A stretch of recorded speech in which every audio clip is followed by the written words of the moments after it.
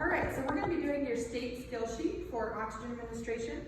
You'll find as we go through the skill that it's very similar to the National Registry skill sheet. Some things are going to be overlapping.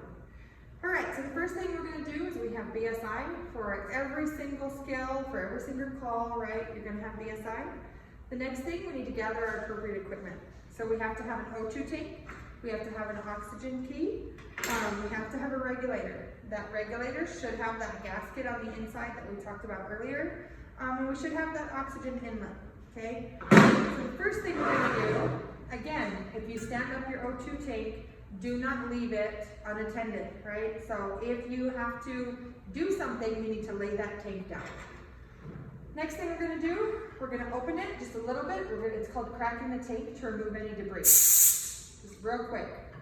Okay, our next step, we are going to attach our regulator onto the O2 tank. All right. You want to make sure it's tight on there, but you don't want to crank it down too much. Next thing we're looking for, once we open our tank 2 full turns, we're making sure to check for leaks. You're going to know that there's a leak because you're going to hear it. The other thing we're looking for is adequate PSI. So again, 2000 is full. That's good. That's what we like. But of course, as you use it with every patient, you're going to see it go down. So once you get around 1000, it should tell you, hey, we need to start thinking about making sure we have another portable. And truly you should always have at least one extra portable anyway. But once you get down to 500, that tells us, hey, we need to make sure that we have one right there because we're going to run out of oxygen. Especially if you get a patient that you need to put on CPAP or you need, on non-rebreather or BBM. So definitely something to think about. All right, so we made sure we have the adequate PSI. We made sure the regulator's on. We don't have any leaks. We're going to go ahead and lay this down. Our patient, may have something going on where we just think that they need a nasal cannula, right? So maybe they don't have significant trouble breathing. Maybe this is just somebody who, hurt their ankle. One of the things that we can do for trauma patients that are not having trouble breathing is give them oxygen via nasal cannula. So one of the things that you need to look at when applying the nasal cannula, and I'll come and show you guys. The prongs do not go like this, okay? This is upside down. So these prongs should go up into the nose, and this little, I guess you could call it a flange, kind of goes right at the lip. So if you have it this way, that's backwards. It doesn't go like that. So this is the way it's gonna go on your patient. So the other thing that you want to do, you don't want to put this on your patient and then turn the oxygen on, okay? So what you'll do is you'll hook it up first, and then we'll turn the oxygen on, and then put it on your patient. So you're gonna adjust that regulator. So right now I'm gonna put my patient on 2 liters via nasal cannula. So you can actually feel the oxygen is coming out.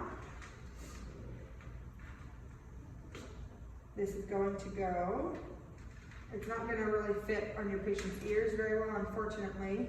But basically, this goes around the ears like this, and we're gonna tighten this so it kind of stays on. Now you don't want to choke them, but we want to make sure that it does stay on if they move around. And again, you can see that the nasal cannula is going up in the nose, and then you have this little flange that's at the lip. Now, let's say that we've determined, my patient all of a sudden is having trouble breathing or they need more oxygen for some reason. Then we're going to go ahead and switch to a non-rebreather. So we're going to go ahead and take this off.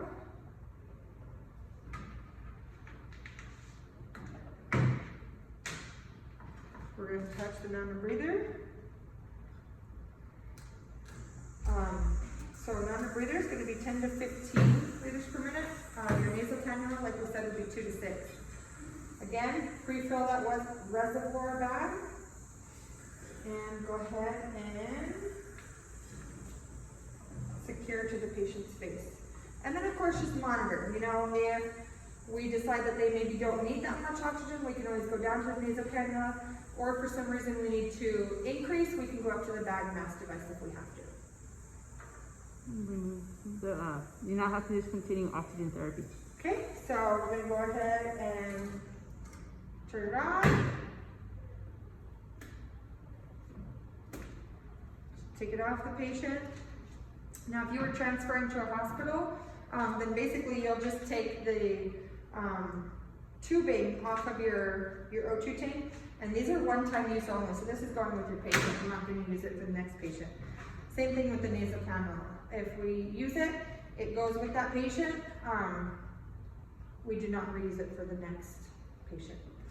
And then of course you would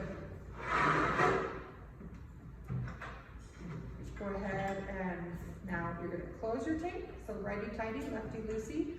One of the things you want to do before you take it off is bleed out the remaining oxygen. So just turn your regulator on, wait until you stop hearing the oxygen, and then we're going to take our regulator off.